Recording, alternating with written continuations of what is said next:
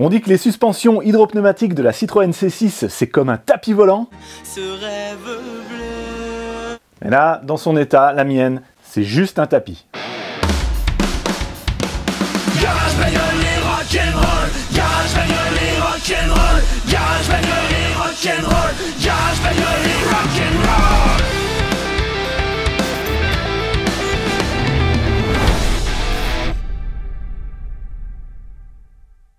En fait, si, c'est un tapis volant. Regardez, elle vole. Hey, salut à tous, bienvenue sur Garage Bagnole et Rock'n'Roll, l'émission où on fait de la mécanique à domicile. Et j'espère bien que cette voiture va quitter mon domicile en cette nouvelle année 2021, qu'elle va pouvoir sortir par ses propres moyens et rouler sur route. J'en profite pour vous adresser mes meilleurs vœux pour cette année 2021, qu'elle vous apporte bonheur, santé et réussite dans tous vos projets, mécaniques ou autres. Et pour notre projet Citroën C6, eh bien le succès n'est pas encore là, on s'en approche, mais on n'y est pas encore. C'est quoi le problème maintenant? Eh bien, c'est que cette voiture, elle a un super système de suspension hydropneumatique, le Hydractive 3+, je sais plus trop, des dernières générations. Après ça, il y a eu quelques Citroën C5 qui l'ont eu aussi, et après ça a été terminé. Et sur ce système, eh bien, je suis intervenu, j'ai fait une réparation, il y avait un tuyau qui fuyait, je l'ai amené à l'atelier, ils m'en ont refait un. Et pour ça, il a fallu que je vide complètement le réservoir de LDS, liquide de direction et suspension. Après avoir installé le tuyau réparé, j'ai remis en place le bocal LDS, j'ai remis du liquide LDS dedans, et là j'en ai mis une quantité un petit peu au pifomètre. Alors je ne sais pas si en ce moment il y a trop de liquide ou pas assez de liquide dans le bocal. S'il n'y a pas assez de liquide, c'est pas un problème, je mets la voiture sur ses roues en position basse et je refais le niveau. S'il y a trop de liquide, quand je vais la descendre et que les suspensions vont se rétracter, ça va ramener de l'huile dans le bocal et ça va le faire déborder. Donc voilà, première chose que j'ai à gérer, c'est cette quantité d'huile dans le bocal. Voilà, je ne sais pas où j'en suis. Deuxième chose à gérer, c'est le pont hydraulique Quick Jack. Pour l'instant, elle est levée dessus. Et il y a un souci avec ces ponts, c'est qu'il ne faut jamais qu'ils soient complètement à plat avec une masse dessus. Parce que si c'est le cas, à ce moment-là, on n'arrive plus à les lever. Donc si la voiture a un problème et qu'elle n'arrive plus à se soulever par ses propres moyens, c'est impossible de sortir le pont de dessous de la voiture. Le constructeur a même une page, un troubleshooting guide pour ce cas-là, et ils disent simplement, si vous êtes dans le cas-là, contactez-nous. À mon avis, il faut venir avec un tracteur ou un Fenwick avec une fourche devant et soulever la voiture pour enlever le pont. Bref, j'ai pas envie de rentrer dans le cas-là parce que le tracteur ne rentrera pas dans mon garage. Troisième chose, il va falloir purger ce circuit hydraulique, et pour ça, il y a une procédure à suivre. J'ai la procédure, et elle nécessite un outil OBD2 officiel du constructeur, la fameuse valise. Alors j'ai une tablette OBD2 que m'a gentiment prêté le collègue Laurent Schmitt, Laurent Schmitt Design. Je vous conseille fortement sa chaîne, je vous la mets ici en haut à droite et en bas dans la description. Alors est-ce qu'avec cette tablette j'arriverai à faire la purge? Je sais pas, on verra. Enfin, quatrième point, je vous montre, c'est sous le capot. Au niveau de ce raccord ici, il y avait un joint et j'ai laissé le joint qui était là, je ne l'ai pas remplacé. Donc c'est possible qu'une fois que c'est mis sous pression, ça se mette à fuir ici en dessous. D'ailleurs, je vais mettre tout de suite un chiffon pour récupérer ce qui peut éventuellement couler là. Allez, je descends la bête.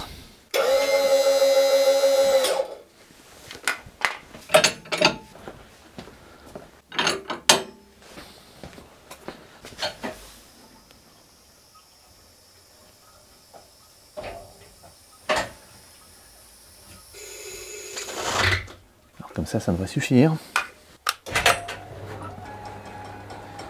Aujourd'hui, c'est une triste journée où il pleut.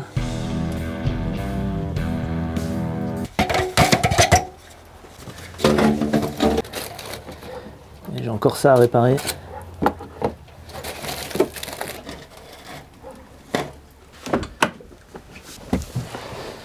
Démarrage avec la nouvelle clé.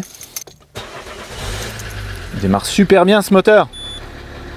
Donc là, je vais ouvrir le capot.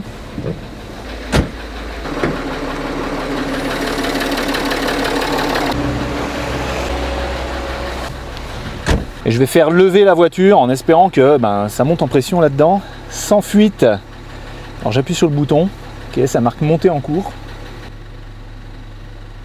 Pour l'instant, elle n'a pas monté. Je rappuie.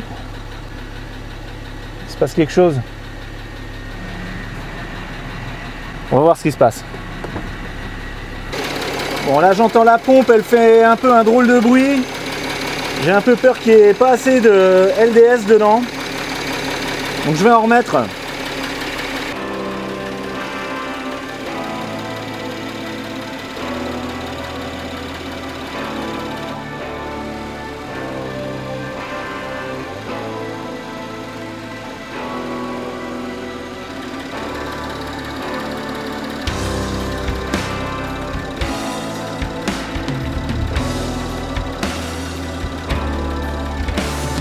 Ok, là ça fait plus de bruit. Je vais essayer de monter encore.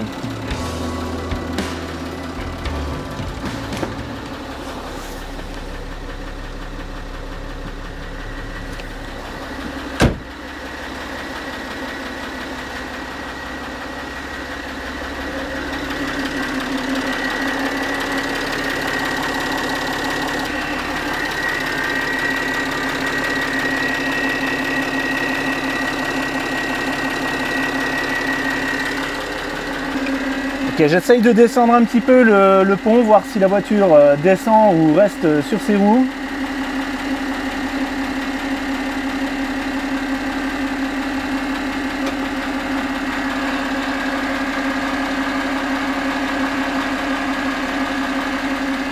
Elle reste pas sur ses roues, hein. Peut-être l'arrière.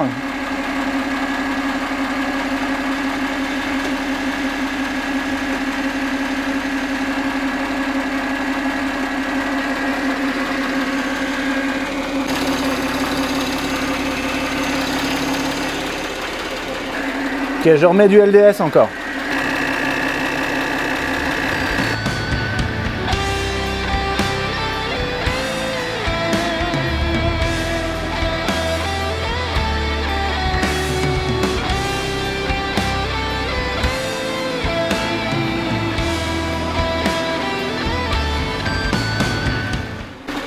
Ok, là j'ai mis tout ce que j'avais en LDS.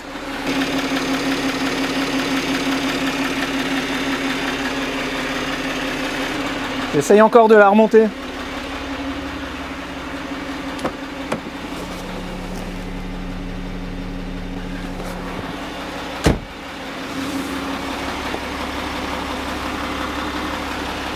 Ouais, c'est bon, en fait, elle était déjà montée là. Elle tient sur ses roues. Donc là, ça veut dire que je peux retirer le pont.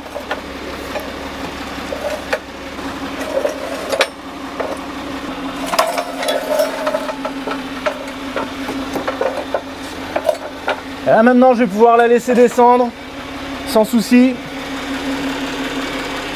Ok, donc là elle tient bien sur ses roues. Je vais couper le contact et puis on va faire le point. Ok, donc là, première étape faite, j'ai réussi à enlever le pont. Donc maintenant je vais pouvoir la monter, la descendre à volonté. C'est un grand moment là encore, hein. Ça faisait 1 an qu'elle était immobilisée sur ce pont. Ok, maintenant on va faire un petit check au niveau de la fuite potentielle là. Alors voyons voir ce que ça donne. Il y a un petit peu d'huile. Ouais, ça suinte un peu. Bon après, hein, si c'est qu'un petit suintement comme ça, on va dire que ce sera la signature Citroën. Idéalement, ouais, il faudrait quand même changer ce joint là. En fait non, je vais laisser le chiffon. Je remets un endroit sec, comme ça on verra si ça continue à suinter. Alors regardez comment ce bloc a mangé la C6 et comment il a été déformé. Pendant 1 an, il avait 1 tonne sur lui. Donc ça creuse, hein. Et de l'autre côté, les blocs ont disparu. Ah ouais, non. Ils sont restés. Ah la vache. Ok, en voilà un. Ok, celui-là, ça va à peu près. Mais alors celui-là... Vache, il a été coupé en 2. Ouais, ça c'est juste... c'est une lame. Ben génial, va falloir que j'en rachète. Et celui à l'arrière... Ouais, ben, c'est la même histoire, hein. La même blague. Coupé en 2. Mais regardez-moi ça, elle tient sur ses roues. Par ses propres moyens. Si c'est pas magnifique ça.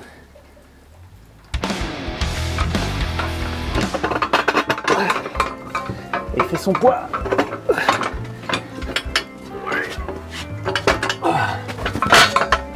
les deux mains.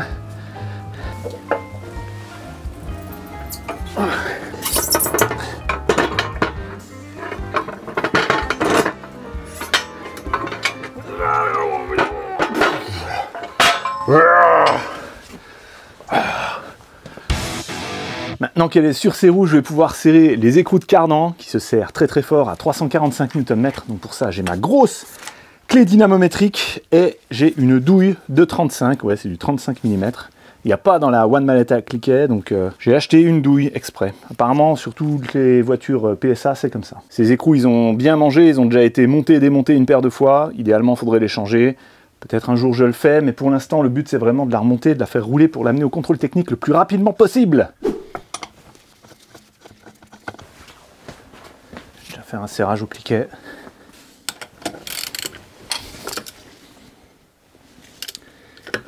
Il va me falloir une rallonge.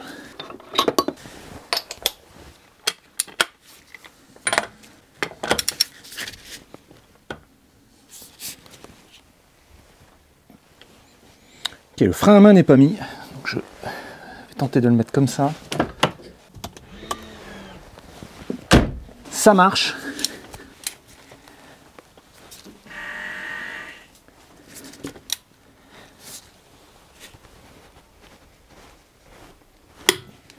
Voilà.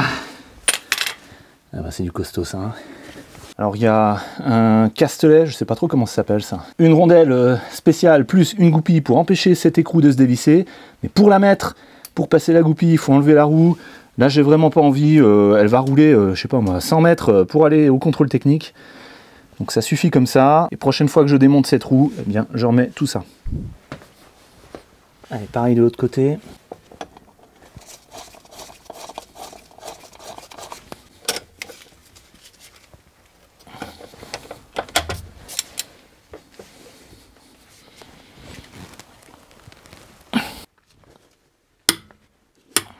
Voilà.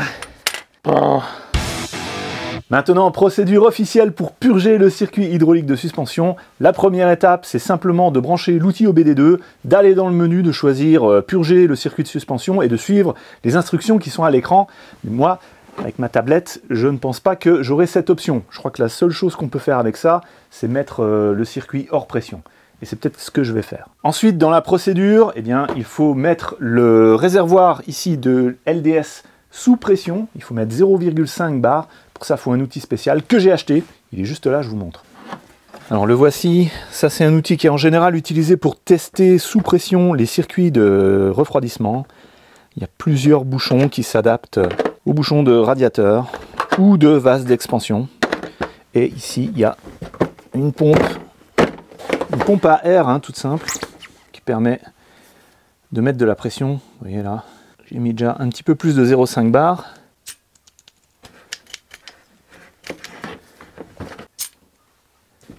Donc avec ça, je vais pouvoir mettre sous pression le bocal de LDS comme c'est demandé dans la procédure. Et ensuite, dans la procédure, c'est très simple, hein. Il suffit de la mettre en position haute, en position basse, tourner le volant de la direction donc à gauche et à droite pour faire circuler l'huile de la direction assistée. Et ensuite, tant qu'elle est en position basse, on fait le niveau de LDS et c'est bon. Et là, cet outil, je vais l'utiliser pour autre chose. Je vais l'utiliser pour brancher un tuyau pour éventuellement évacuer le LDS qui serait en trop. Alors voici le bouchon du bocal. Celui-ci, ça m'a l'air d'être à peu près compatible. Il y a aussi celui-là qui est un candidat potentiel. Et celui-là, je vais aller les essayer.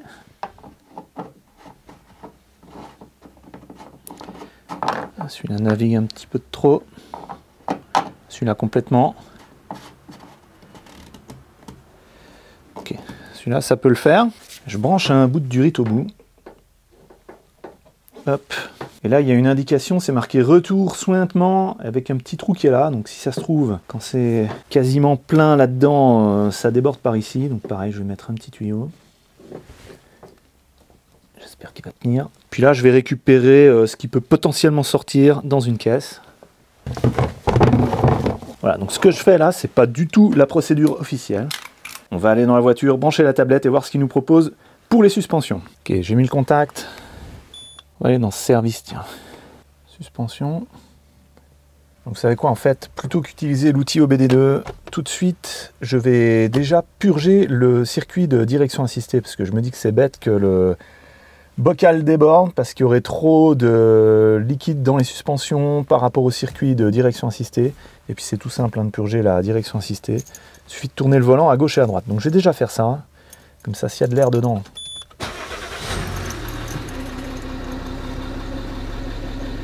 Ça ramènera l'air dans le bocal.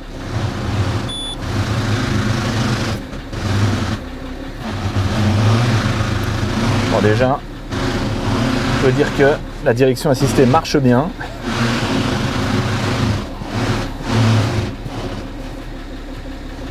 Voilà, ok. Alors reprenons. Okay, j'ai le choix entre diagnostic ou hot function. Je vais essayer hot function. Suspension. Donc j'ai soit configuration, soit ajustement de référence de hauteur, soit dépressurisation. Bon, je vais essayer ça. On va dire que oui, hein. On a bien un connecteur au sommet des amortisseurs.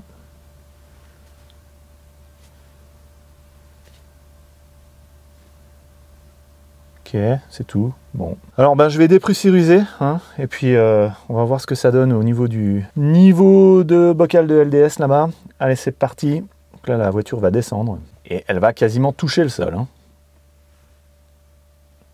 Moteur éteint, oui, c'est bon. Ok. Et ça dure 3 minutes. Ok, l'avant est déjà par terre. Alors ici, qu'est-ce que ça donne ? Il n'y a rien qui ressort, c'est bien.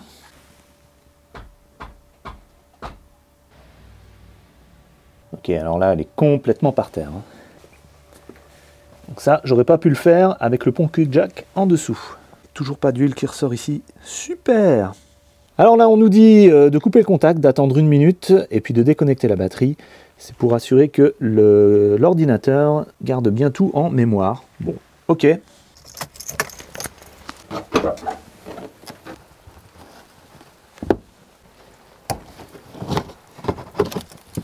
voilà. Ok, maintenant je vais débrancher tout ça. Alors bon, il y en a qui disent que c'est l'enfer la C6. Franchement, je comprends pas pourquoi. Vous voyez bien que c'est ultra simple hein, de faire tout ça. Ils en ont même fait une chanson. Je vous la remets ici en haut à droite et puis en bas dans la description. Alors, est-ce qu'il y a de l'huile ici?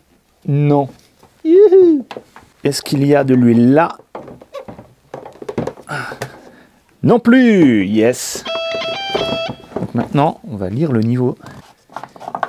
Et il n'y en a pas assez. Il n'y en a pas assez. Alors là, on est vraiment à la limite inférieure du niveau acceptable. Le max, c'est au niveau de ce petit trou qui est là. Donc il en manque bien un demi-litre là-dedans. Bon, je vais essayer de voir ce que je peux faire avec ce qui me reste en LDS. Je vais faire les fonds de bidon.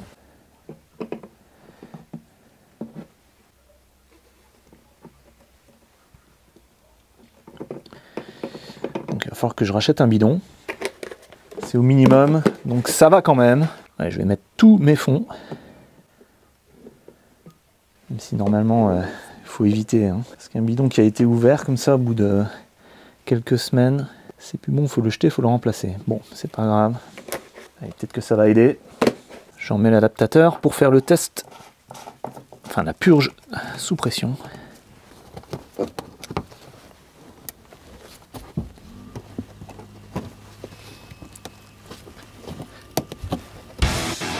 Ok, alors comme c'est écrit dans le livre, je mets 0,5 bar de pression.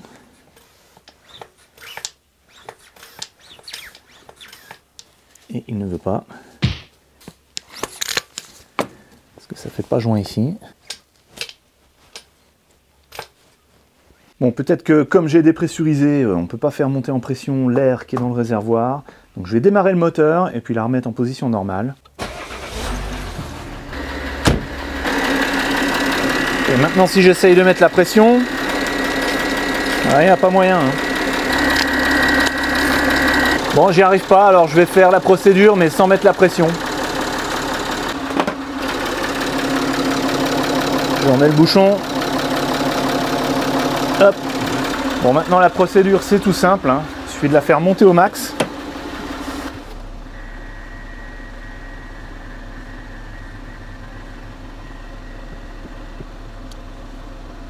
Voilà, on y est. Et puis de redescendre.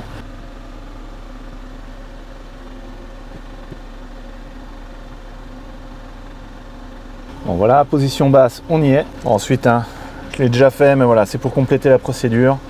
Tourner le volant, embuter.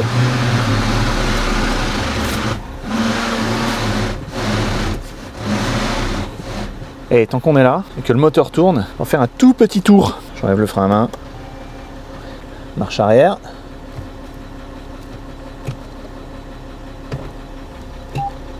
Voilà, marche arrière enclenchée.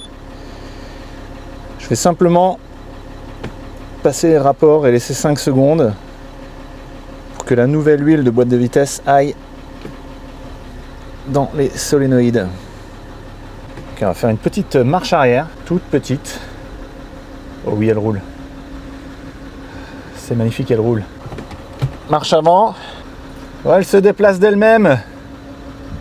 Hey, hey, hey. C'est pas grand-chose, mais c'est un début. Et voilà, mission accomplie. Elle est sur ses roues, elle roule de ses propres moyens. Elle peut avancer, reculer, c'est juste formidable, j'en reviens pas. Et la prochaine étape, du coup, c'est le passage au contrôle technique. Alors là, il va falloir que je m'organise pour la transporter jusque là-bas, etc. Donc, je ne sais pas quand ce prochain épisode sortira. Mais en attendant, je vous laisse ici la playlist de ce projet avec toutes les vidéos concernant cette Citroën C6. En dessous, je vous laisse un épisode à découvrir. Moi, c'est François, je vous dis à la prochaine sur Garage Bagnole et Rock'n'Roll. Ça fait bizarre, hein.